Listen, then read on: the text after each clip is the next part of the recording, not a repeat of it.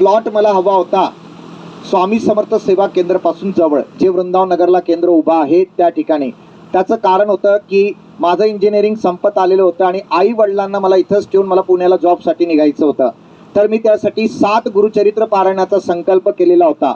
7वं गुरुचरित्र पारायण संपलं. स्वामींची लीला बघा की आपल्याला गुरुचरित्र वाचल्यानंतर दृष्टांत मिळणारच हे तुम्हाला खात्रीशीर सांगतोय. आणि स्वामी मार्गदर्शनाला येतीलच, आपल्याला कुठल्या ना कुठल्या रूपात मार्गदर्शन करतीलच.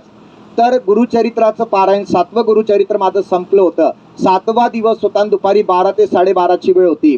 भिक्षा मागण्यासाठी एक व्यक्ती आली जी भगवे कपडे घातलेले होते आणि भिक्षा मागायला त्या व्यक्तीने, अजून मी प्लॉट बघतोय, मला प्लॉट मिळत नव्हता आणि त्या व्यक्तीने सांगितलं की त्या व्यक्तीला माहिती नाहीये, त्यांनी भिक्षा मागण्यासाठी आले. मला म्हटले की गुरुचरित्र लावलंयस, असा असा संकल्प केलायस, बरं ठीक आहे, तुझा संकल्प पूर्ण होईल, पण तुझ्या वास्तूला रोज 100 ते 200 लोक भेट देतील. माझा ग्रह काय झाला की मला एवढी प्रसिद्धी मिळणार आहे की रोज माझ्याकडे 100 लोक येतील, 200 लोक येतील. पण त्यांना पुन्हा प्रतिप्रश्न केला की मी त्या आई वडिलांना ठेवून मी पुण्याला जाणार आहे, मग माझ्या घरी येणार कोण त्या ठिकाणी बघायला? ते विधी लिखित आहे, ते स्वामींची इच्छा आहे. त्यांनी भिक्षा घेतली आणि ते मार्गस्थ झाले. माझा प्लॉट बांधकाम झालं.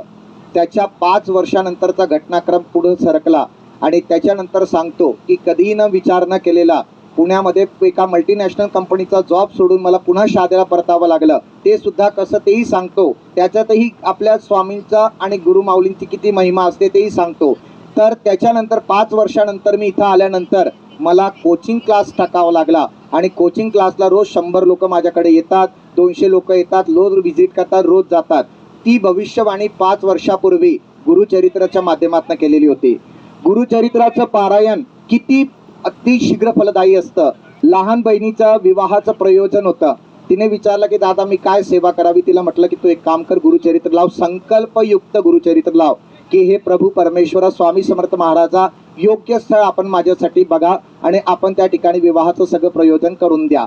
7वा दिवस गुरुचरित्र संपला असेल, तिचा 7वा दिवस होता, गुरुचरित्र संपला आणि दुपारी पुन्हा सांगतो 12 ते 12:30 दत्त महाराजांच्या भिक्षेची वेळ असते आणि स्वामी सेवेकरांना घरपोच मार्गदर्शन देणारे स्वामी आहेत. एवढं देवता कुठल्या तत्पर नसतात जेवढं आपले स्वामी तत्पर असतात. आणि म्हणूनच आम्ही तुम्हाला विनंती करत असतो की गुरुचरित्राला बसा, सामूहिक गुरुचरित्राला बसा आणि त्याचा अनुभव बघा. लहान 3 बालक त्या घरी आलेत.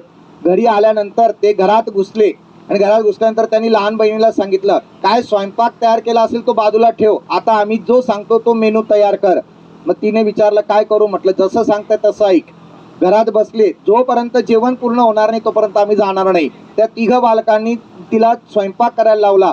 स्वयंपाकातला मेनू त्यांनी स्वतः सांगितला. तिने करून वाढल्यानंतर सांगितलं गुरुचरित्र लावलंयस, आज 7वा दिवस पूर्ण झालेला आहे. आम्ही त्यांना काय सांगितलेलं नव्हतं गुरुचरित्र केलेलं आहे. आजच्या 7व्या दिवशी स्थळ येईल. स्थळ तुझं इथून पूर्व दिशेकडचं असेल, तू घरापासून 1000 किलोमीटर लांब जाशील, तिथून पुन्हा पुढे 500 किलोमीटर तुला अधिकारीचं स्थळ तुला मिळेल आणि ते स्थळ जे येईल पहिल्याच प्रयत्नात बघायला येतील आणि तशीच एंगेजमेंट करून निघून जातील. गुरुचरित्राचा महिमा सांगितलेल्या 7व्या दिवशी आलेले व्यक्ती त्यांनी त्या ठिकाणी एंगेजमेंट केली आणि आज ती रायपूरला दिलेली आहे. इथून 1000 किलोमीटरवर ते स्थळ सुनिश्चित झालं. एवढा महिमा गुरुचरित्राचा असतो. आपण गुरुचरित्र वाचतोय तर याचा आपल्याला आशीर्वाद मिळत असतो. परमपूज्य गुरु माऊली कोण आहेत आणि परमपूज्य गुरु माऊलींचा महिमा किती मोठा आहे ते सांगतो. पुण्याला मल्टीनॅशनल कंपनीला जॉब करत असताना त्या ठिकाणी बॉईज हॉस्टेलला मला थांबावं लागत होतं. त्या रूममध्ये 6 ते 7 पार्टनर असायचे. माझं काम ज्या कंपनीचं होतं, मी त्या कंपनीच्या कारणामुळे बाहेर फिरस्तीवर असायचो. रूमवर मुश्किलीने 2 ते 3 दिवस असायचं. त्यामुळे कोणी पार्टनर यायचे आणि निघूनही जायचे. मला त्याच्यातली काही माहिती नसायची. फक्त मी रूमवर जो आला त्याच्याशी बोलणं करून घ्यायचो. त्या ठिकाणी एक दौरा पूर्ण करून आल्यानंतर त्या ठिकाणी रूमवर एक व्यक्ती आलेली होती. त्या व्यक्तीने देताना मला स्वतःचा परिचय दिला की मी हिमालयातनं 30 वर्षाची तपश्चर्या करून आलेलो आहे. मी त्यांच्याकडे बघितलं, म्हटलं अच्छा ठीक आहे, खूप चांगली गोष्ट आहे, कारण मी स्वामी समर्थ महाराजांच्या सेवेशिवाय अन्य कुठल्याही गोष्टीला मान्य करत नाही. त्यामुळे मी त्यांच्याकडे दुर्लक्ष केलं. त्यांनी पुन्हा मला दुसरं वाक्य दिलं, मी फक्त तुझ्यासाठी आलोय. म्हटलं अतिशय आनंदाची बाब आहे, आलात भेटलात, गोष्ट झाली आपली. बघ ऐक, माझं एक काम मी तुझ्याकडचं ते पूर्ण करून घेणार आहे आणि त्याच्यानंतर मी इथून जाणार आहे आणि ज्या दिवशी तुझं ते काम मी पूर्ण करेल त्या दिवशीच मी इथून जाणार. मग तुम्हाला थांबवण्याचा प्रयत्न केला तर मी थांबणार नाही.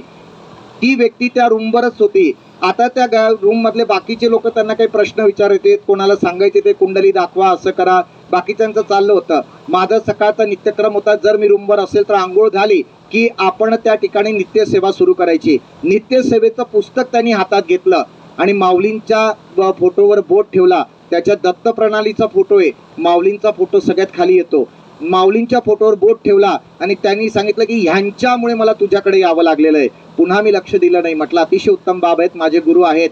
म्हणे मी 30 वर्ष तपश्चर्या केल्यानंतर मला माझ्या गुरूंनी एकच माझ्याकडनं गुरुदक्षिणा स्वरूपात वस्तू घेतलेली आहे की ज्यांनी गुरु केलेला असेल त्यांच्याकडे मी स्वतः जावं, त्यांचा प्रश्न पण मीच सांगावं आणि उत्तर पण मीच द्यावं. म्हटलं अतिशय आनंदाची बाब आहे, पण मला काहीच प्रश्न नाही तुम्हाला विचारण्यासारखा. तुर्तास माझं काम काही नाही आपल्याकडे. म्हणून मी त्यांना टाळण्याचा प्रयत्न करत असतो. त्यांच्याकडे कुठल्याही परिस्थितीत त्यांना प्रतिसाद देतच नव्हतो. ती व्यक्ती पुन्हा 4-5 दिवसानंतर माझा दौरा संपला की रूमवर आलो का पुन्हा तो आमचा दोघांचा विषय व्हायचाच त्या ठिकाणी. आता त्यात घडत काय होती एक घटना की माझा कोल्हापूरचा दौरा आणि त्याच्यानंतर मला गोव्याला जायचं होतं. सारखं एक स्वप्न येत होतं. आमचे पूर्वज ज्या गावात आलेले होते, राजस्थानात, मूळ स्थान राजस्थान, तिथून ज्या गावात आलेले होते त्या गावातलं ते दृश्य दाखवलं जातंय आणि मला सांगितलं जातंय की इथला एक नवस तुझा अपूर्ण आहे. मी ते लक्ष देतोय आणि ते स्वप्न काही माझ्या लक्षात येत नव्हता, तो स्थानही लक्षात येत नव्हता. मग आता त्या मूळ गावाकडे माझं जाण्याचं काही प्रयोजन नव्हतं, मी आतापर्यंत गेलेलोच नव्हतो.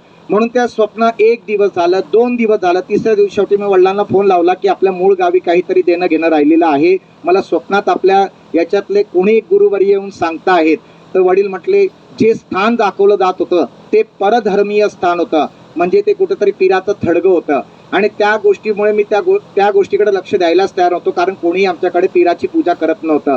जे करणारे होते सगळे दत्तमार्गीच होते. तर मग आता त्या गोष्टीचा प्रचंड त्रास असा व्हायला लागला की रात्री झोपच अपूर्ण राहायला लागली.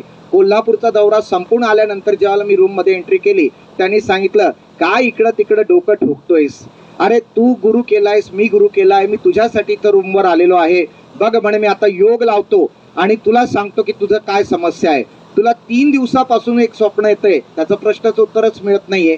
तरी मी त्यांच्याकडे दुर्लक्ष केलं. म्हटलं नाही, मी स्वामींशिवाय बाकी कुणाकडे बघणार नाहीये. मग आता जे मला दाखवलं जात होतं, मूळ गावी आमचे एकच काका राहत होते, त्यांना सांगितलं की म्हटलं असं असं स्थान दाखवलं जातंय, तुम्ही त्या ठिकाणी शोधा आणि काय ते मला सांगा आणि मला त्यानुसार पुढची पूर्तता करावी लागेल. त्या काकांना शोधूनही ते स्थान सापडलं नाही. मग ते स्थान सापडेना आणि स्वप्न काही बंद होईना. मग आता पुन्हा ज्यावेळेला पुण्यात माझा दौरा संपायचा की पुण्यात आलो की त्या बॉईज हॉस्टेलला जाणं झालं. आता त्या व्यक्तीने मला हात धरून बसवलं की मी फक्त तुझ्या गुरु माऊलींमुळे तुझ्याशी बोलतोय, इतर मला विचारतात, मी तुला स्वतःहून सांगतोय. मग आता त्यांनी सांगितलं बघ म्हणे मला ध्यान लावता येतो, मला योग लावता येतो. ज्या वेळेला मी योग लावतो त्यावेळेला तू फक्त माझ्याकडे बघायचं, मी काय बोलतोय ते ऐकायचं. तुला जे स्थान शोधतोय तुझ्या पूर्वजांच्या गावातलं ते स्थान तुला मिळालेलं नाहीये, ते स्थान मी तुला सांगतो की कसं मिळेल, कुठं मिळेल. त्यांनी योग लावला.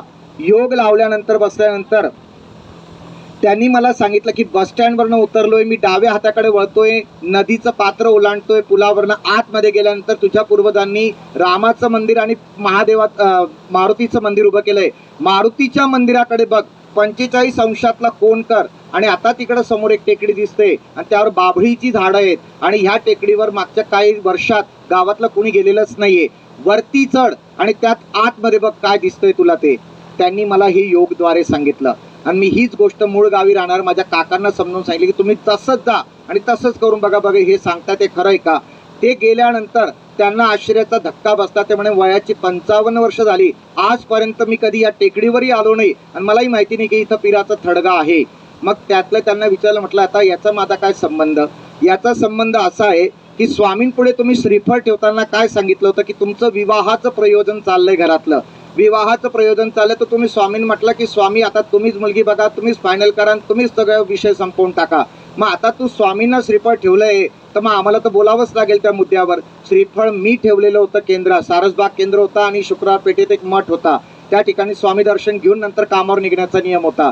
तर मग आता श्रीफळ तुम्ही ठेवलेले, श्रीफळ मी ठेवलं त्या व्यक्तीला माहित नव्हतं, परंतु त्यांनी मला त्या क्षणी ती गोष्ट सांगितली आणि त्यांनी सांगितलं हे श्रीफळ ठेवलं म्हणून स्वामींनी आम्हाला पाठवलं की याचं हे काम आटपा, त्याशिवाय पुढे लग्नाचा विषय जाणार नाहीये, म्हणून मला तेवढं ते तुझं सांगावं लागतंय बाळा. मग आता ते ज्या वेळेला ते पिराचं थडगं सापडलं आणि त्याच्यानंतर परधर्मियांची पूजा आपल्याला करता येत नाही. मग आता पीराचं होतं त्याची पूजा कशी करणार? परमपूज्य गुरु माऊलींनी सुद्धा याचं उत्तर देऊन ठेवलंय की आपण त्याची पूजा करायची नसते, पण त्याच्यातला जो बाकी होता मग त्यांना विचारला की आता तुम्ही जर एवढा योग लावतच आहात तर मला ही सांगा की आता इथं माझं काय बाकी राहिलेलं आहे. त्यांनी सांगितलं मी आता काळ नेतोय 1950च्या अगोदर तुझ्या पूर्वजांमधल्या तुझ्या आजोबांकडे.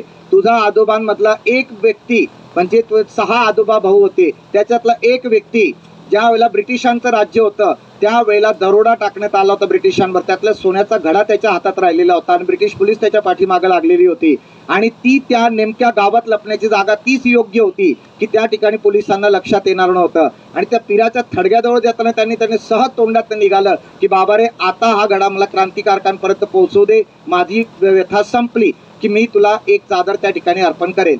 त्याने ते सोनं पोस्ट केलं, पण पोलिसांचा ससेमिरा इतका भयानक होता ब्रिटिशांचा की त्यांना आत्महत्या करावी लागली. आत्महत्या केल्यानंतर त्यांच्याकडनं राहिलेली जी अपूर्ण सेवा होती ती आता तुला स्वामी सेवेकरी आहे, स्वामींचं मार्गदर्शन आहे म्हणून तुला ती पूर्ण करावी लागणार आहे. मग मला त्या मूळ गावी जाऊन त्या ठिकाणी आता पुन्हा सांगतो, परधर्मियांची पूजा करण्याची आपल्याला अधिकार नाहीये. परमपूज्य गुरु माऊलींनी काय सांगितलं आहे की जेवढेही पीर असतात ते सगळे नाथांचे दास असतात आणि नाथ हे सर्वश्रेष्ठ. नाथांचे गुरु दत्त महाराज म्हणून आपण गुरुवारी त्या ठिकाणी जाऊन ते जेवढा विधी बाकी होता तेवढा विधी पूर्ण केला. विधी पूर्ण केल्यानंतरचं पुढचं घटनाक्रम सांगतो की त्या व्यक्तीचं ज्ञान किती मोठं होतं. आता विवाहाचा प्रश्न पुढे जायला लागला. त्यातल्या मामांनी 3 कुंडले टाकलेले होते. मी काय कुंडली कोणाला दाखवलेली नव्हती.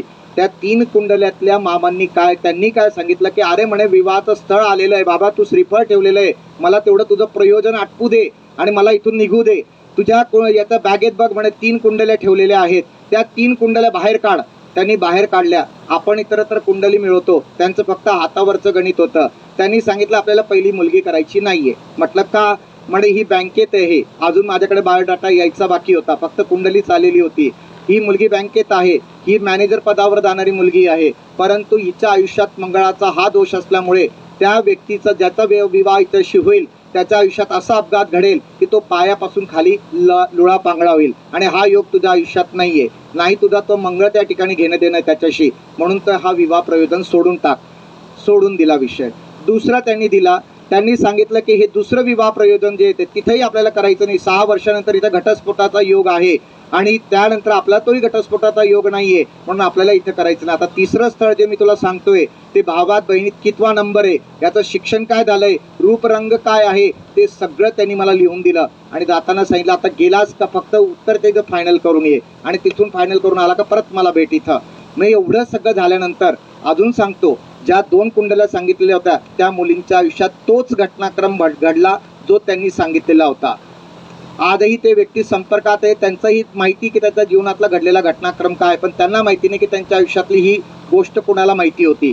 मग आता त्याच्यानंतर विवाहाचं प्रयोजन होण्याच्या पूर्वी त्यांनी इथं बसल्या मला सांगितलं अरे म्हणे तिथं बघ म्हणे विवाहाची तारीख ठरते, विवाहाची तारीख सुद्धा मीच ठरवणार आणि मी जी सांगेल तीच तुला करायची आहे. मग त्यांना हा पुन्हा प्रतिप्रश्न केला की म्हटलं एवढं सगळं कशासाठी.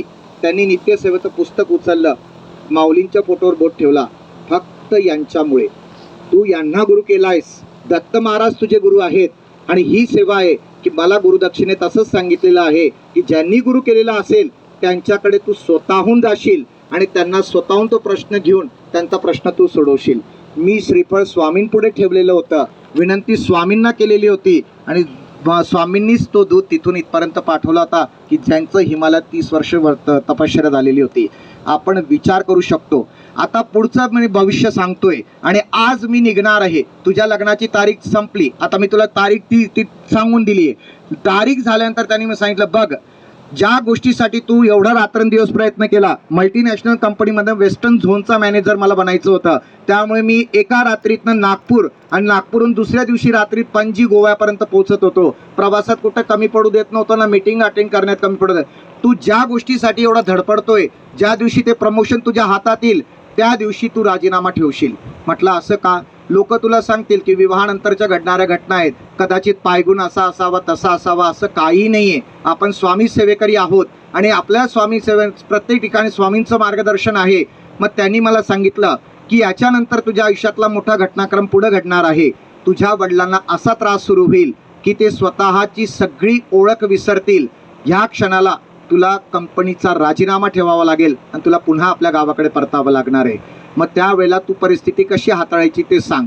त्यांनी मला सांगितलं मी तुला एक पर्याय देतो, तंत्रशास्त्रातला एक होम करता येईल की का, तर हे तुझ्या वडिलांना त्यांनी तारीख दिली, चहातनं काय टाकलंय तेही सांगितलं, देणाऱ्या व्यक्तीचं नाव सुद्धा सांगितलं आणि कारण सुद्धा सांगितलं. ह्या गोष्टीचा जो बाळप्पाचं तुम्ही स्वामीचरित्र वाचलेलं आहे की त्या बाळप्पाच्या स्वामीचरित्रात आपल्याला सांगितलेलं आहे की कानोल्यातून विष दिले गेलं, ते नंतर स्वामींनी बाहेर काढलं. त्यांनी सांगितलं की हे दिले गेल्यामुळे तुमच्या वडिलांना आता पुढे काय त्रास होणार आहे. तो त्रास ज्यावेळेला सुरू होईल त्यावेळेला तू न्यूरोसर्जनकडे जाशील आणि न्यूरोसर्जन तुम्हाला सांगेल, समोर असं मोठं त्यांचं सिटी स्कॅन लावलेलं असेल आणि तो म्हणेल की मेंदूतले असा येणारा रक्तप्रवाह इथं चोकअप होतो म्हणून असा त्रास सुरू होत असतो आणि त्याच्यासाठी भरपूर काय औषधं दिली जातील. हे सगळं करण्याची आवश्यकता नाही आहे. येणारा काळ स्वामी सेवेतनं तू तारू शकतो, काढू शकतो. बघा आपल्यासाठी स्वामींनी माऊलींनी सगळी व्यवस्था लावून ठेवलेली आहे. रुद्रतीर्थ, रुद्रतीर्थाचा महिमा जर तुम्हाला माहिती असेल नसेल तर रुद्रतीर्थ समजून घ्या आणि त्या रुद्रतीर्थाने भली मोठी आधारं सुद्धा काढली जातात. आता घटनाक्रम त्यांनी मला जसं सांगितलं त्याच्यातला पुढचा सांगितला होता, एक अपघात आई वडील तुम्ही तिघं सोबत असताना होणार आहे, त्यातनं तुम्ही वाचणार आणि त्याच्यानंतर पुढं अजून काही गोष्टी अशा असतील त्याला तो ऑपरेशनला सामोरं जावं लागेल. पण हा पूर्ण जो काळ आहे तो धीरोदात्तपणे काढायचा आपल्याला. घटनाक्रम तसाच घडत होता जसा सांगितला गेला आणि जसा सांगितला गेला. पोखरण राजस्थानला मूळ स्थानावर कुलस्वामीचा जाताना तिथं भला मोठा अपघात घडला. आमच्या गाडीने 3 पलट्या खाल्ल्यात. मी आई वडील तिघ जण सोबत होतो. लग्नापूर्वी कुलस्वामीला निमंत्रण देण्यासाठी त्या ठिकाणी गेलेलो होतो. त्या अपघातातनं बाकीच्यांना जबर मार बसला, आम्हाला मात्र त्यातनं सुखरूप बाहेर काढलं स्वामींनी. मग आता हे सगळं घटनाक्रम घडताना आपल्या शाद्यातनंच वडील जात असताना एस टी महामंडळाचा टायर फुटला आणि त्याचा खालचा दगड जोरात जाऊन वडिलांच्या गुडघ्यावर आदळला. गुडघ्याच्या शेजारच्या हाडाचे 3 तुकडे झालेत. ते त्यांना तात्काळ ॲडमिट केलं गेलं आणि ॲनेस्थेशियाचं इंजेक्शन दिलं गेलं. ह्या ॲनेस्थेशियाचं इंजेक्शन देता क्षणी वडील स्वतःची ओळख विसरले. हा त्याच्यातला पुढचा सांगितलेला भविष्यवाणी आता आमच्या डोळ्यासमोर आलेली होती. मग त्यांना तात्काळ त्या ऑपरेशननं बरं केल्यानंतर मला न्यूरोसर्जनकडे घ्यावं लागलं. न्यूरोसर्जनकडे गेल्यानंतर न्यूरोसर्जनने सुद्धा मला हेच सांगितलं जे त्यांनी मला 2 वर्षापूर्वी सांगून ठेवलेलं होतं. ही सगळी जी सुविधा स्वामींनी केलेली होती, जर हे मार्गदर्शन राहिलं नसतं तर ह्या सगळ्या घटनाक्रमामध्ये स्वामी सेवाही सुटली असती की अरे बाबा आपण एवढी सेवा करतो, एवढं आपल्यावर संकट येतंय. परंतु ह्या सगळ्या गोष्टी स्वामींनी नियोजन कशासाठी केलं होतं. तुम्हाला असं वाटत असेल की मी इथं श्रीफळ ठेवलं तर खरंच माझं मनोकामना पूर्ण होईल का, मी स्वामींच्या दरबारी आलो तर खरंच माझी पूर्ण मनोकामना होईल का. तुमच्यासाठी सांगतोय, स्वामी सगळं तुमचं ऐकण्यासाठी इथं बसलेत. तुमच्यात तेवढी आर्तता हवी की स्वामींना तुम्हाला मनवता आलं पाहिजे. जर स्वामींच्या फोटोकडे नीट बघाल ना तर अंगावर फक्त एकच वस्त्र ठेवलंय, बाकी सगळं देण्यासाठी. त्यांची मुद्रा बघा ही अशी आहे, योग मुद्रातली. या मुद्रेचा अर्थ काय असतो, उठणार आणि तात्काळ तुमच्यापर्यंत पोहोचणार. पण तेवढी तुमची आर्तवता असली पाहिजे, तुम्ही तेवढं स्वामींना बोलवण्याचं सामर्थ्य ठेवलं पाहिजे. मग हे तुम्हाला कधी कळणार आहे. तुम्ही आरत्या म्हणतात, आम्ही त्या सगळे आमचे सेवेकरी, ग्राम अभियानातले सेवेकरी सगळे मार्गदर्शन करताना सांगतात की ताई आरतीला या. रविवारी 10:30 वाजता आरती असते, ताई आरतीला या. मग आरतीला का बोलवलं जात असतं तुम्हाला. अशा जर घटनाक्रमांना तुम्हाला बघायचं असेल, स्वामींचं मार्गदर्शन हवं असेल, सुरुवात पहिली काय झाली पाहिजे, आरतीची. का झाली पाहिजे, सगळेजण का सांगतात आरतीची. आरत्या या ब्रह्मीभूत परमपूज्य पिठले महाराजांच्या समाधी स्थानातनं आलेल्या आहेत. स्वतः ब्रह्मीभूत परमपूज्य पिठले महाराजांनी ह्या आरत्या लिहून दिलेल्या आहेत. म्हणजे हे प्रत्यक्ष स्वामींकडनं आलेलं आहे. आरतीतला प्रत्येकाचा अर्थ जर काढत बसलात तर तुम्हाला त्याच्यातनं कळणार की आपल्याला आपण स्वामींपुढे उभं राहताना काय करतो. पण आरती एकाग्रतेने झाली पाहिजे. मी तुम्हाला सांगतो की कोणाला वाचता येत असेल, लिहिता येत असेल, नसेलही 108 आरत्यांचा संकल्प करून बघा. कुठलंही जवळचं केंद्र तुम्हाला असेल त्या ठिकाणी जाऊन 108 आरत्या करून बघा. त्याच्यातला तुम्हाला तुमची मनोकामना पूर्ततेच्या दिशेने त्या ठिकाणी कळेलच की आपल्याकडनं आपण जी सेवा रुजू केली आहे त्याचा तात्काळ परिणाम आपल्यावर होत असतो. परंतु सुरुवात कुठून झाली पाहिजे, केंद्रापासून झाली पाहिजे. आपल्याला स्वामी समर्थ सेवा केंद्रात आल्याशिवाय कोण काय समजवणार. ग्राम अभियान आम्ही घराघरापर्यंत नेतोय, स्वामी समजावून सांगतोय. परंतु जेव्हा स्वामी तुमच्यापर्यंत येतात, एकाने मला विचारलं की तुम्ही सांगतात की 12 ते 12:30 दत्त महाराजांची भिक्षेची वेळ आहे, तुमचा उद्घोष काय असतो म्हणे. त्या व्यक्तीने खवचटपणाने सांगितलेलं होतं, आपण म्हणतो अनंत कोटी ब्रह्मांड नायक राजाधिराज योगीराज श्रीपाद श्री वल्लभ श्री नृसिंह असा उद्घोष करतो आपण, त्याला अनंत कोटी म्हणतो. मग जेव्हा अनंत कोटी ब्रह्मांड नायक, कोटी म्हणजे प्रकार असतात, वेगवेगळ्या ब्रह्मांडांचा स्वामी असलेला 12 ते 12:30ला कसली भिक्षा मागायला जातोय? मग त्यांना प्रश्नाचं उत्तर द्यावं लागलं की दत्त महाराज 12 ते 12:30 भिक्षा मागायला जात नसतात. त्या ठिकाणी ते ज्यावेळेला झोळी घेऊन जातात, त्यांचा जो सेवेकरी असेल त्याचं दैन्य, दुःख, दारिद्र्य, शोक, संताप, त्याच्या सगळ्याच गोष्टी घ्यायला जात असतात. फक्त सेवेकऱ्याची पात्रता पाहिजे की त्याने आपल्या त्या गोष्टी स्वामींच्या झोळीत टाकाव्या आणि पूर्णतः स्वामींचा सेवेकरी घडावं. परंतु हे घडण्यासाठी, समजण्यासाठी तुम्हाला केंद्रापर्यंत यावं लागेल.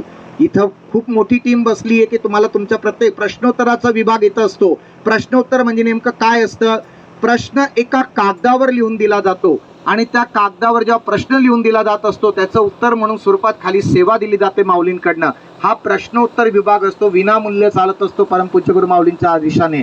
तर तो विनामूल्य चालणाऱ्या या प्रश्नोत्तराच्या सेवेत आपल्याला आपल्याच वेगवेगळ्या सेवा दिल्या जातात. उद्या गुरुचरित्र संपल्यानंतर आपल्याला देवघर देव्हारा, वास्तू विभागातला हा देवघर देव्हारा हा विशेष आपल्याला उद्या समजावून सांगण्यात येईल. आपण काय करायचं आहे की गुरुचरित्र वाचणारे 123 सेवेकरांच्या व्यतिरिक्त आपल्याला ह्या ठिकाणी 9 ते 9:30च्या नंतर आपल्याला जास्तीत जास्त सेवेकरी हवेत. का? कारण त्या सगळ्यांना कळलं पाहिजे की आपल्या घरातली सुरुवात कुठून झाली पाहिजे? देवघरापासून झाली पाहिजे. देवघर जर तुमचं योग्य असेल, अयोग्य असेल, फक्त देवघरावरनं सुद्धा आम्ही वास्तूचं भविष्य सांगू शकतो की वास्तूतल्या काय काय दोष तुम्ही करून ठेवलेले आहेत आणि आपण देवघरातल्या केलेल्या चुका आपल्या पुढच्या आयुष्यात आपल्याला किती भारी पडतात. परंतु ह्या सगळ्या गोष्टींचं मार्गदर्शन ज्यावेळेला या ठिकाणी केलं जाईल ते आपल्यापुरता मर्यादित न ठेवता आपण इतरांना सुद्धा सांगायचं आहे. श्री स्वामी समर्थ. सायंकाळी आज चंडी याग घेतोय, चंडी याग घेतोय. तर चंडी यागानंतर कुंकुम मार्चन विधी केला जाईल. आज संध्याकाळी 6:30च्या म्हणजे 6:30च्या आरतीनंतर. हा कुंकुम मार्चन विधी काय आहे? कुंकुम मार्चन विधी जो असतो तो देवीचा अतिप्रिय याच्यातला एक विधी आहे. कुंकू जे असतं ते शक्तीचं प्रतीक आहे. लाल रंग जो असतो तो शक्तीचं प्रतीक असतो, ऊर्जेचं स्वरूप मान्य केलं जात असतं. म्हणून आपण या ठिकाणी कुंकू करण्याची पद्धत, तयार करण्याची पद्धत सुद्धा केंद्राची वेगळी आहे. हळदीमध्ये लिंबू पिळून त्या ठिकाणी कुंकू तयार केलं जात असतं. हे पूर्णतः नैसर्गिक कुंकू तयार केलं जात असतं. तर ह्या कुंकुवापासून रात्री संध्याकाळच्या आरतीला कुंकुम मार्चन विधी केला जाईल. कुंकुम मार्चन विधी करण्याचा अतिप्रिय विधी जो कुलस्वामीला आवडतो, त्या विधीने आपण शीघ्र अतिशीघ्र कुलस्वामिनीची कृपा प्राप्ती आपल्या कुटुंबावर, आपल्या कुटुंबातील प्रत्येक सदस्यावर प्राप्त करून घेत असतात. कुलस्वामिनी मातेचा जो औदा आहे तो घरातला खूप मोठा आहे. पुढच्या पिढीची प्रगती, कुलस्वामिनीची सेवा. पुढच्या पिढीचं लग्न याचा प्रश्न, कुलस्वामिनीची सेवा. पुढच्या पिढीला जर कधी जमीन घ्यायची असेल, जर कधी कोणाला घर बांधायचं असेल तर सगळ्यात पहिले कुलस्वामिनी हवी. कुलस्वामिनी ही जी असते आपल्या घरातली प्रमुख देवता असते. या प्रमुख देवता जर प्रसन्न असतील तर त्या घराला कुलदेवतेचं कवच प्राप्त होतं आणि ह्या कवचामुळे आपल्या बाह्य गोष्टीतल्या बाह्य बाधापासून नेहमी संरक्षण होत असतं. म्हणून संध्याकाळी 123च्या वर संख्या पाहिजे. पूर्ण हा मंडप पूर्ण पॅक झाला पाहिजे. जेव्हा समजा की आपण स्वामी सेवा करतोय, प्रत्येकाने एक व्यक्ती आणायचा ठरवला तर सहजगत्या 250 व्यक्ती या ठिकाणी होऊ शकतात. म्हणून कुंकुम अर्चन विधीसाठी आपण संध्याकाळी आरतीला उपस्थित राहायचं आहे. श्री स्वामी समर्थ. श्री स्वामी समर्थ. कुंकुमार्चन विधीला आणणारं साहित्य जे आहे, एक प्लेट आणायची, लाल कापड आणायचं, तुकडं असेल तरी चालेल, आणि आपलं कुंकू वाटीमध्ये आपण स्वतः आणायचं आहे. दुसऱ्याचं कुंकू किंवा केंद्रातनं कुंकू तुम्हाला कोणाला दिलं जाणार नाही. आणि ते जे कुंकू असतं त्याचा काय उपयोग करायचा ते आपण कुंकुमार्चन विधी जेव्हा करू त्यावेळेस तुम्हाला सगळ्यांना सांगू कुंकुमार्चन विधी काय असतो. आणि आज चंडी याग जो होणार आहे त्या याग केल्यानंतर शतपटीने आपल्याला ते पुण्य भेटत असतं. म्हणून चंडी यागाला प्रत्येकाने थांबायचं आणि त्याच्यानंतर आपल्याला कुलस्वामिनीची कृपा आशीर्वाद प्राप्त करून घ्यायला. लक्ष्मी प्राप्तीसाठी सगळ्यात जबरदस्त उपाय म्हणजे कुंकुमार्चन विधी. आता परमपूज्य गुरु माऊली आपल्याला कुंकुमार्चन जो विधी असतो तो दर पौर्णिमेला करायला लावतात. परमपूज्य गुरु माऊली आपल्याकडे घरामध्ये जे श्रीयंत्र असेल, आता श्रीयंत्र म्हणजे लक्ष्मी मातेचं बसण्याचं जे आसन असतं त्याला म्हटलं जातं श्रीयंत्र. ज्या घरामध्ये श्रीयंत्र असतं तिथे लक्ष्मीचा वास असतो असं म्हटलं जातं. त्याच्यामुळे पण वास असतो म्हणजे काय करायचं असतं, त्या श्रीयंत्रावरती आपल्याला पूजा पण करायची असते. जर पूजाच नाही केली तर फक्त श्रीयंत्र घरामध्ये ठेवलं तर चालेल का? गाडी आणून ठेवली आणि गाडी नाही चालूच नाही केली तर ती 10 दिवसानंतर बंद होऊन जाते. मग तिला चोख द्या, खूप हे करा, मग फूक मारा टँकमध्ये, त्याच्यानंतरच गाडी स्टार्ट होते. रोज गाडी सायकल चालली गेली पाहिजे. म्हणून परमपूज्य गुरु माऊली काय म्हणत असतात, श्रीयंत्रावरची सेवा काय असते की रोज 16 वेळेस श्रीसुक्त म्हणायचं. आता आपल्याला टेन्शन येऊन जातं की 16 वेळेस म्हणायचं, बाई काय करायचं? आपल्या घरामध्ये 4 मेंबर असतील तर किती वेळेस श्रीसुक्त म्हणावं लागेल? 4 वेळेस म्हणावं लागेल. झालं ना, 4च वेळेस श्रीसुक्त म्हणायचं, झालं आपली सेवा कंप्लीट. त्याच्यानंतर त्याच्या लक्ष्मी प्राप्ती करायची असेल तर सांगतोय हा, लक्ष्मी गायत्री मंत्र 1 माळ करायची, विष्णू गायत्री मंत्र 1 माळ करायची, कुबेर मंत्राची 1 माळ. एवढी केली म्हणजे हे सगळी सेवा करायला तुम्हाला 20 मिनिटं लागत असतात, जर आपल्याकडे चिरकाल लक्ष्मी टिकायची असेल तर. आणि दर पौर्णिमेला आपल्याला श्रीयंत्रावरती जो आज आपण विधी करणार आहे तो विधी तुम्हाला करायचा असतो. साधा आणि सिंपल विधी असतो, ते आपण तुम्हाला सायंकाळी सांगणार आहे. तर येताना सगळ्यांनी सायंकाळी 1 प्लेट आणायची, लाल कापड आणायचं, आपल्याकडे श्रीयंत्र असेल तर श्रीयंत्र आणायचं, श्रीयंत्र नसेल तर कुलदेवतेचा टाक आणायचा, कुलदेवतेचा टाक पण नसेल तर 1 सुपारी आणा. त्या सुपारी कुलदेवतेच्या स्वरूप म्हणून आपण त्याच्यावरती कुंकुमार्चन विधी आपलं कुंकू वाहणार आहोत. त्याच्यानंतर ते कुंकू गोळ्या करण्यासाठी एखादी डब्बी वगैरे आणा किंवा मग कागद सोबत घेऊन या, ज्याच्यात तुम्हाला ते पॅक करता येईल. कुलदेवतेचा टाक उचलत असताना तिथं घरामध्ये पहिले 1 सुपारी ठेवा, विनंती करा कुलदेवतेला की आम्ही म्हणजे आई साहेबांना की आम्ही कुंकुमार्चन विधी करण्यासाठी केंद्रामध्ये आपल्याला घेऊन जात आहोत, आणि आपली सुपारी म्हणून आपण तिथं त्या देवघरात ठेवायची आणि नंतर कुलदेवतेचा टाक उचलायचा. हे लक्षात ठेवायचं. कुठेही बाहेर जात असताना आपण कुलदैवत कुलदेवी असं डायरेक्ट उचलायचं आणि चालायचं असं नसतं कधी पण. घरामध्ये त्यांचं काहीतरी प्रतीक आपण घरामध्ये ठेवलं जातं. एकतर मग सुपारी ठेवायची आणि मग त्यांना उचलून मग आपण आणायचंय. टाक आणत असताना तो काय असं प्लास्टिकच्या पिशवीमध्ये टाकलं असं आणायचं नसतं. स्टीलचा डब्बा घ्यायचा, तांदूळ टाकायचे आणि त्याच्यामध्ये आईसाहेब असं असं वाकडं तिकडं पण नाही ठेवायचं, असे ठेवून मग आणायचं. आणि टोकरी असेल तरी चालतं, त्याच्यामध्ये तांदूळ ठेवून आणायचं असतं. आणि मग तो डब्बा असा हलवत उलवत आणायचा नाही. आलं का लक्षामध्ये? तुम्हाला जर असं हलवलं तर चालेल का? बाहेर जात असताना नाही चालत. तर आपण आपल्या कुलाचं जे रक्षण करत असते तिला आपण आणत असतो. ह्या ज्या बारीक बारीक ज्या गोष्टी असतात, ह्या बारीक बारीक गोष्टींवर आपण सगळ्यांनी लक्ष दिलं गेलं पाहिजे की काय काय असतं. कारण हे जर बारीक गोष्टी जर आपण चुक्या केल्या तर मग आपल्याला सगळे दोष भोगावे लागत असतात. हे खूप बारीक बारीक गोष्टी असतात की डब्यामध्ये व्यवस्थित आणायचं. कोणी काय करतं, श्रीखंडाचा डब्बा घेतात आणि त्याच्यामध्ये घेऊन येतात. तर तसं काही करू नका. स्टीलच्या व्यवस्थित डब्यामध्ये आणायचं, तांदूळ टाकायचे आणि आईसाहेबांचा टाक असं व्यवस्थित अर्धा झोपलेला टाईप तसं आणायचं आहे. हलवत आणायचं नाही, व्यवस्थित अलगद हातामध्ये घेऊन यायचं आहे. तर सायंकाळी न चुकता प्रत्येकाने कुंकुमार्चन विधीसाठी यायचंच आहे. नाहीतर मग सांगू नका की दादा आमचा विधी राहिला ना, मग काय करणार?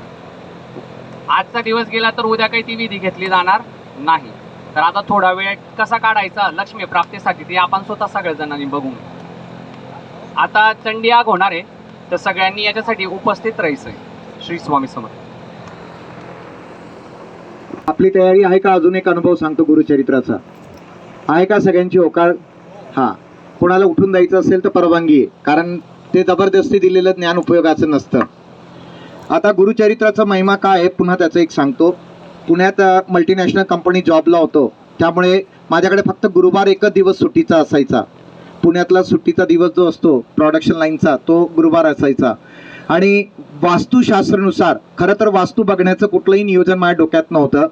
परमपूज्य गुरु माऊली वृंदावन नगर केंद्राला आले होते. अगोदर वृंदावन नगर केंद्र पत्र्याचं शेड होतं आणि खूप अशी काही गर्दी वगैरे असायची हे नाही. आपण थोडं मागं जातोय, 15-20 वर्षा काळाच्या पूर्वी जातोय आपण. 15 वर्षापूर्वीचा काळ आहे हा.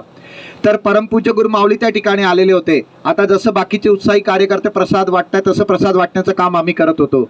आणि त्यावेळेला इंजिनिअरिंगही ठरलेलं नव्हतं, म्हणजे जाणं कुठं काय करायचंय. आणि त्यावेळेला प्रसाद वाटत असताना परमपूज्य गुरु माऊलींनी आवाज दिला, म्हणजे याला पाठवा इकडं. मग पाठवलं तर त्यांच्याकडे समोर जाऊन उभं राहिलं माऊलींपुढे. आणि माऊलींनी काय केलं की श्रीफळ उचललं आणि हातात ठेवलं.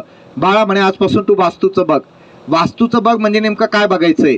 ते वास्तूचं काय बघायचंय, काय करायचंय, त्यातलं ज्ञान काय आहे काही कळलं नाही. माऊली हो म्हटलं, मी पण होच म्हटलं. पाया पडून घेतल्या, माऊलींनी वास्तू सांगितलं. सगळ्यांना सांगितलं, माऊलींनी सांगितलं वास्तू बघायचं. प्रत्येकाने विचारलं काय बघायचं वास्तूचं, नाही म्हटलं काहीच माहिती नाहीये, पण त्यांनी सांगितलं वास्तू बघायची आहे. मग त्याच्यानंतर माऊलींनी काय केलं की आपल्याला त्रैमासिक सुरू केलेत. त्रैमासिक म्हणजे 3 महिन्यातनं एकदा येणारं मासिक. त्याच्यात थोडंफार त्रोटक वास्तू संदर्भात लिखाण सुरू झालं. त्याच्यानंतर 1999चा दीपावली विशेषांक पहिला आला आपला याच्यात, की त्याच्यामध्ये माऊलींनी वास्तूविषयीचं देवघर देवाराला घेऊन पहिलं त्या ठिकाणी लेख सुरू झालेत. मग दीपावली विशेषांक नंतर ज्ञानदान भाग क्रमांक 1 आला. ज्ञानदान भाग क्रमांक 2 वर्षानंतर दुसरा आला. त्याच्यानंतर तिसरा आणि नंतर चौथा आला. पहिला आणि तिसरा ज्ञानदान भाग क्रमांक जो माऊलींनी प्रदर्शित केला, त्या ज्ञानदान भाग क्रमांकामध्ये पहिल्यामध्ये देवघर देवाराविषयीची सगळी माहिती देण्यात आली आणि तिसऱ्या ज्ञानदान भाग क्रमांकामध्ये वास्तूविषयीचं सगळं देण्यात आलं होतं त्याच्यामध्ये. आता या वास्तूविषयीचं ज्ञानदान भाग क्रमांकाला वाचताना ते पुस्तक मी त्यावेळेला जेवढं वाचलं गेलं, एकदा वाचलं गेलं, एकचदा वाचलं गेलं, जे चाललंय ते गुरुकृपेच्या आधारावर चाललंय. मग आता गुरुकृपा किती मोठी असते, तर ते त्या ठिकाणी ज्ञानदान भाग क्रमांक वाचला गेला. धुळ्यात माझा स्वतःचा 2300 स्क्वेअर फूटचा बंगलो होता. बंगलो काही विकला जात नव्हता आमचा. न विकण्यालाही कारण असं होतं, मी जी किंमत सांगतोय ती किंमत द्यायला ग्राहक तयार आहे, परंतु कॉलनीतले लोक विचित्र पद्धतीने विरोध करायला लागलेत की नाही नाही नाही नाही आम्ही विकू देणार नाही ह्या किमतीला. ही जी विचित्र समस्या आली की मी विकतोय, समोरचा घेतोय, मी जी किंमत मागतोय तो समोरचा द्यायला तयार आहे, मग बाकीच्यांना अडचण काय. मग त्यावेळेला ज्ञानदान भाग क्रमांकामध्ये दिलेले होते. काय दिलेलं होतं, आपल्याकडे जर आग्नेयाला पाणी असेल, मग त्या ठिकाणी विहीर केलेली होती. 35 फुटाच्या विहिरीमध्ये 30 फुटाचं पाणी असायचं, एवढी त्या विहिरीला पाणी होतं. आग्नेय कोपऱ्याच्या अगदी त्या कर्णावरच ती डायगोनल कर्णावरच ती विहीर केलेली होती. जर आग्नेयाला पाणी असेल तर तुमचे शेजाऱ्यांशी संबंध फाटतात. माऊलींनी आपल्याला स्पष्ट आज सुद्धा लिहून ठेवलेलं आहे की ज्यांनी कोणी चेक करा, आग्नेयाला जर पाणी असेल त्यांच्या, तर घरात महिला आजारी पडतात. घरामध्ये सतत आजारपण महिलांनाच भोगावं लागतं आणि आजूबाजूच्या व्यक्तींशी आणि नातेवाईकांशी सुद्धा वादविवाद होतात. निष्कारण अकारण होणारे वादविवाद असतील तर आग्नेयाचं पाणी पहिले बाजूला करा. मग ते आग्नेयाची विहीर होती. दुसरं होतं त्या ठिकाणी नैऋत्येला शोषखड्डा. नैऋत्येला शोषखड्डाही खूप खोल करून ठेवलेला होता, 8 ते 10 फूट. जर नैऋत्येला शोषखड्डा असेल, नैऋत्य म्हणजे कुठं, आग्नेय म्हणजे कुठं, तर आपल्या याच्यातली आपण ही पूर्व दिशा गृहीत धरली तर ही पश्चिम झाली, ही उत्तर झाली आणि ही दक्षिण झाली. दक्षिण आणि पश्चिमेचा कोपऱ्याला आपण नैऋत्य दिशा म्हणत असतो. त्या नैऋत्य कोपऱ्याला जर कधी कोणी खड्डा केला, बोर केला किंवा काही त्या ठिकाणी अशी गोष्ट आहे की जमिनीखाली जाणारा खड्डा त्या ठिकाणी केला, तर त्या व्यक्तीचं समाजातलं जे स्थान असतं त्या प्रतिष्ठेला बाधा पोचते. त्या घरामध्ये डॉक्टरांना त्यांच्या लिस्टमध्ये देता येत नाही असे आधार असतात. डॉक्टरांकडे जातात, आजारी असतात आणि रिपोर्ट काढले जातात, रिपोर्ट नॉर्मल येतात, पण मात्र त्यांना त्रास होत असतो. मग असे जे नैऋत्येचे दोष होते ते सुद्धा त्या वास्तूला होते, आग्नेयचे दोष होते ते सुद्धा त्या वास्तूला होते.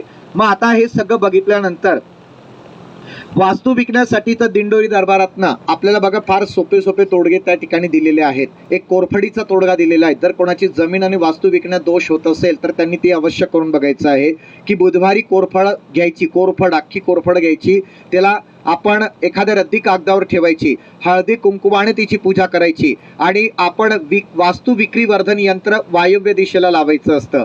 मग आता मी त्या कॉलनीतल्या लोकांना म्हटलं, तुम्ही एवढा विरोध केला आहे, तुम्ही एवढा प्रखर विरोध चालवला, वर्षभर माझी वास्तू विकण्यासाठी तुम्ही उशीर केलेला आहात, पण मी तुम्हाला सगळ्यांना सांगतो की परमपूज्य गुरु माऊलींच्या सेवा चालू आहेत. 1 वर्षानंतर ज्या वेळेला मी वास्तू विकेल, ह्याच वास्तूमध्ये बसून तुम्हाला सगळ्यांना चहा पाणी करून देईल. म्हटलं असं होऊ शकत नाही. म्हटलं असं होईल. माऊलींनी सांगितलंय, स्वामी समर्थ सेवा मार्गदर्शक सांगतोय आणि आपण स्वामींची सेवा करतो, तो होतच. वर्षभरानंतर तो योग सुद्धा आला. ती वास्तू सुधारता सुधारता कधी आमचा वास्तूचा अभ्यास झाला आम्हालाही कळला नाही. मग हाच वास्तूचा अभ्यास घेऊन पुण्याला जाणं झालं. पुण्याला गेल्यानंतर पुण्यातल्या एका व्यक्तीने वास्तू बघितली, त्याला त्याचा लाभ मिळाला. त्याने काय केलं की तो नंबर दुसऱ्या व्यक्तीला पाठवला. ह्या व्यक्तीने मला औरंगाबादहून गाडी पाठवली. त्यावेळेला मागं काही मोबाईल नंबर सोडत नव्हतो. प्रसिद्धीसाठी कुठल्या गोष्टी तुमचं कार्ड छापा, हे काम आजपर्यंत आम्ही केलेलं नाहीये. का करत नाही? कारण हे सगळं ज्ञान स्वामींचं आहे, आमचं काहीच नाही त्याच्यामध्ये. म्हणून आम्ही कोणी मागितला तरी नंबर देत नसतो लवकर. जे इथं या केंद्रात या सगळे प्रश्न तुमच्या केंद्रातच सुटतील. इथंही तुम्हाला विनामूल्य मार्गदर्शन वास्तूचं मिळू शकतं. तर त्या व्यक्तीने गाडी पाठवली. गाडी पाठवल्यानंतर त्या व्यक्तीच्या घरी जाणं झालं. त्यांना विनंती केलेली होती की माझा गुरुवार एकच दिवस असतो, मला पुन्हा तुम्ही पुण्यात सोडायचंय. त्या व्यक्तीकडे गेल्यानंतर वास्तू बघितली गेली. त्या व्यक्तीला विचारलं, त्या व्यक्तीचा पद काय होतं. शिक्षण मंत्र्यानंतर मराठवाड्याचं संपूर्ण जो फंड जातो तो फक्त त्या व्यक्तीच्या एका सहीवर जात होता. म्हणजे त्याचं पद जे होतं शिक्षण आयुक्त एवढं त्याचं पद मोठं होतं. कमिशनरपेक्षा त्याची लेवल फार वरची होती आणि त्या व्यक्तीने त्या ठिकाणी बोलवलेलं होतं. मग आता त्यांना वास्तू बघितल्यानंतर म्हटलं की साहेब, तुम्ही ही वास्तू बांधकामाला सुरुवात केली तर तुमचं कोणाकोणाशी भांडण झालं. त्यांनी मला प्रतिप्रश्न केला, कुणाशी नाही झालं ते सांगा म्हणे माझं म्हणे. म्हटलं कुणाशी नाही झालं ते सांगा मग आता. मग त्यांनी सांगितलं की अरे बाबा म्हणे, खड्डे खोदणारा जो येतो त्याच्यापासून जी सुरुवात झाली भांडणाची, सगळ्यात शेवटी बांधकाम पूर्ण झाला, माझा बंगलो पूर्ण तयार झाला. मी काय केलं की या ठिकाणी सत्यनारायणासाठी एका वृद्ध व्यक्तीला, ब्राह्मण म्हणून होते, कोणीतरी मला सांगितलं की यांना बोलवा, म्हणून मी त्यांना पूजेला बोलवलं. आता त्यांना पूजेला बोलवल्यानंतर मी त्यांना काय सांगितलं की 101 रुपये माझी त्यांची वर्गणी ठरलेली होती. मी त्यांना त्यांची परिस्थिती बघितली, 201 रुपये दिले. मला सांगा मी काय चूक केली याच्यात. म्हटलं नाही, त्या व्यक्तीने ते 201 रुपये हातात घेऊन मला जे शिव्या घालायला सुरुवात केली, मला तुझा पैसा दाखवतो, या ब्राह्मणाला तू विकत घेतोय, तू माझं ज्ञान विकत घेतोय. मी त्यांचे पाया पडण्यावर आहो म्हणे, मी तुमच्यावर विचार केला, हा तू माझ्यावर तरस खाल्लास ना, तू माझी परिस्थिती बघून माझी चेष्टा करतोय. मी त्यांच्या अक्षरशः पाया पडला. पण मला या प्रश्नाचं उत्तर द्या, असं का घडलं माझ्या वास्तूत, त्यांच्या वास्तूत का घडलं असं. त्याच कारण असं होतं की त्यांनी नैऋत्यमुखी वास्तू, पश्चिम आणि दक्षिणेचा कोपरा ज्या ठिकाणी केला जातो तो जर स्लांट म्हणजे त्या ठिकाणी जर कधी उतरता भाग घेतला असेल आणि ईशान्य वरती चढता असेल, ईशान्येला पाण्याची टाकी करून नैऋत्येला जर पश्चिम तुम्ही दरवाजा दिलेला असेल, नैऋत्य ही राहूची दिशा असते आणि या राहूचं काम काय असतं, हा बसल्या बसल्या दुसऱ्याला चिमट्या काढण्याचं काम करतो, तू जा आणि याला त्रास दे. जर त्या नैऋत्य कोपऱ्यात जर दरवाजा आला असेल तर त्या घरात अपघाताचं भय असतं. मग त्यांना विचारलं, म्हटलं मॅडमांचं, कारण त्यांच्या मिसेस सौभाग्यवती सुद्धा IAS अधिकारी होत्या, ते म्हणे अरे बाबा म्हणे ती इथं आली आहे ट्रान्सफर करून, पण ह्या वास्तूला म्हणे तुमच्या वास्तूला आग लावा, मी दुसऱ्या माझ्या क्वार्टरला जाऊन राहते म्हणे, तिथं ती आलीच नाही पुन्हा या ठिकाणी राहायला, मलाच त्या ठिकाणी जावं लागतंय. म्हटलं ह्या वास्तूमध्ये दुसरा मोठा दोष केला की आपण प्रवेश करतो तर आपल्या समोर आपण मोठा एक कॉलम उभा करून घेतलेला आहे. कधीही वास्तूच्या प्रवेशद्वारासमोर अडथळा उभा करायचा नसतो. येणाऱ्या लक्ष्मीला मधला रस्ता पूर्ण मिळाला पाहिजे, पण मागचा दरवाजा नाही मिळाला पाहिजे. एका सरळ रेषेत 3 दरवाजे नाही बसवले जात, पुढचा दरवाजा मागचा दरवाजा एका सरळ रेषेत नाही घेतला जात. त्याचं कारण असतं की लक्ष्मी जी असते ती आपल्या मुख्य प्रवेशद्वाराने आत प्रवेश करत असते. जर तिला मागचा दरवाजा दिलात तर त्या घरात रोजची इन्कम 1 लाख रुपये येऊ द्या, संध्याकाळी ती व्यक्ती कोणाकडे पैसे मागतानाच दिसेल, कारण त्यांनी त्याला मागचा दरवाजा दाखवलेला आहे. म्हणून आता या वास्तूनुसार बऱ्याच लोकांना वास्तू कळायला लागली आहे, थोडं पार का होईना ज्ञान यायला लागलंय, तर लोक सरळ रेषेतले 3 दरवाजे टाळतात.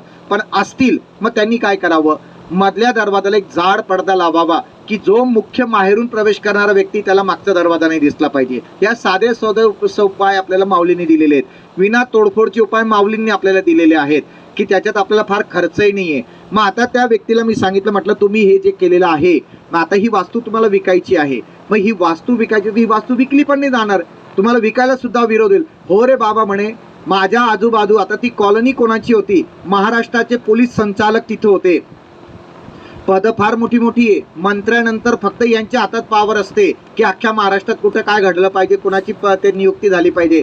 इथं पोलीस महासंचालक आहे, त्याच्यानंतर इन्कम टॅक्स डिपार्टमेंटचा मोठा अधिकारी आहे. या सगळ्यांना जेव्हा कळलं की मी वास्तू विकायला काढली आहे, यांनी मला सक्त ताकीदच दिलेली आहे, जर आमच्या श्रेणीचा माणूस त्या ठिकाणी येत असेल तरच त्याला विकली जावी, नाही तर त्याला विकायचीच नाही ती वास्तू. वर्षभरापासून हे प्रपोजल रखडलंय, कोणाला विचारावं म्हणून मी तुमच्याकडे आलो. म्हणे मला माझ्या मित्राने पुण्यातनं पाठवलंय तुम्हाला इथं या ठिकाणी.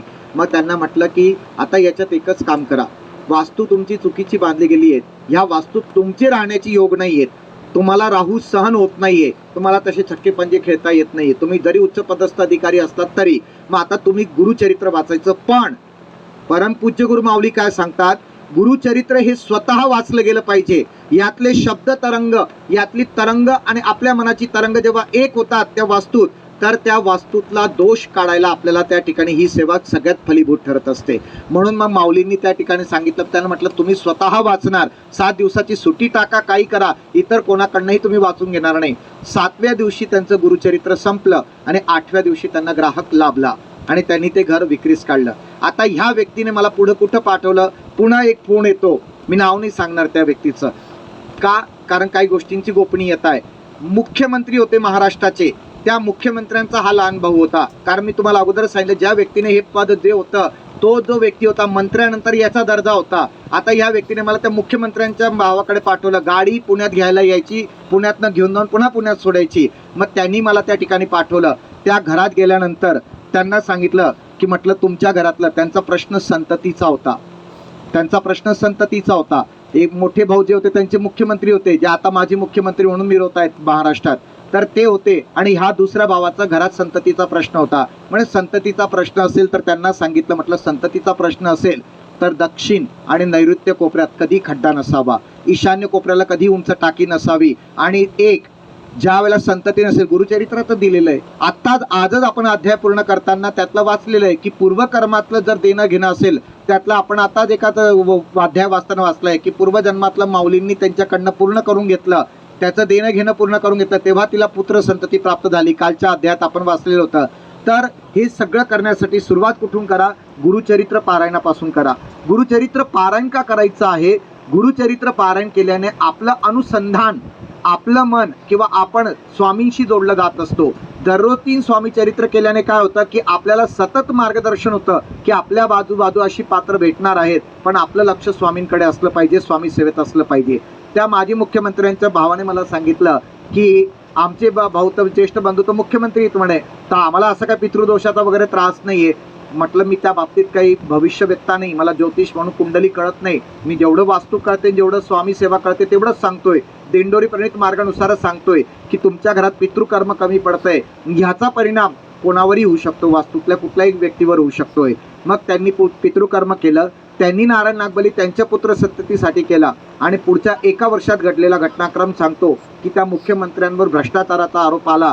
तेव्हापासून ती व्यक्ती गेली, आजपर्यंत पुन्हा मुख्यमंत्री झालेली नाहीये. मग त्यांना ते कर्म चुकत नाहीये, मग आपल्याला कुठे हे कर्म चुकणार आहे? तुमचा विश्वास आहे का नाही आहे या गोष्टीने स्वामींना काहीच फरक पडत नाही. फरक तुम्हाला पडतो. तुम्ही विश्वास ठेवला तर तुमचे प्रश्न सुटतील, नाही ठेवला तर आपण जे भोगतोय तेच अजून 10 दिवस चालणार आहे, तेच अजून 10 वर्ष चालणार आहे. पण मग सुरुवात कुठून झाली पाहिजे? पुन्हा सांगतो, आरतीपासून झाली पाहिजे. आरती परब्रह्माची करायची आहे. आणि इथं येऊन आरतीला जेव्हा उपस्थिती राहणार, कोणी ना कोणी ताई, कोणी ना कोणी दादा, कुठल्या ना कुठल्या विषयावर तुम्हाला मार्गदर्शन देतच राहतील. होऊ शकतं की आपला प्रश्न त्या मार्गदर्शनाशी संबंधित असेल आणि अनायास स्वामी तो आपला प्रश्न सोडून टाकतात. म्हणून सगळ्यात पहिली सुरुवात कुठून झाली पाहिजे? आरतीपासून. पुन्हा सांगतोय, परब्रह्माची आरती का करायची असते? आरतीला जेव्हा तुम्ही उभे राहतात, स्वामींचं लक्ष तुमच्याकडे असतं. मी माऊलींकडे जातो, माऊलींचं काय आहे ते सांगतो, तर माऊली सांगतात. प्रश्नोत्तरासाठी कुंडली विसरलो होते एका व्यक्तीची, त्यांना सांगितलं माऊलीने, म्हटलं माऊली यांचे कुंडली विसरलेत, हे त्याची गरज आम्हाला नाही पडत. ज्या वेळेला प्रश्न येतो ना, त्यावेळेला त्याच्या 3 पिढ्या समोर उभ्या असतात आणि त्या 3 पिढ्यातले काय काय याने कर्म मांडून ठेवलेले ते सगळं त्या 3 पिढ्या सांगत असतात.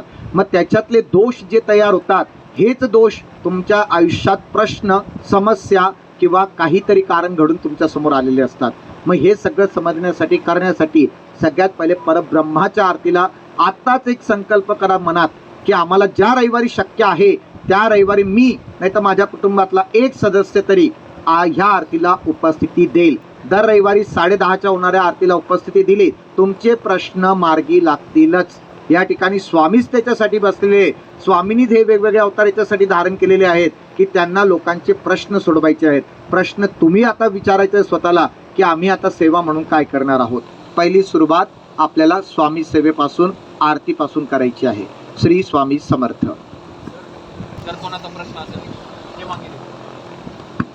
जर प्रश्नोत्तराचं या ठिकाणी 10:30च्या आरतीनंतर कोणाला प्रश्न विचारायचा असेल तर सेवेकरी आहेत प्रश्नोत्तर विभागातले, ते आपल्याला मार्गदर्शन देतील की आपल्याला जो प्रश्न असेल त्या अनुषंगाने सेवा दिली जाईल.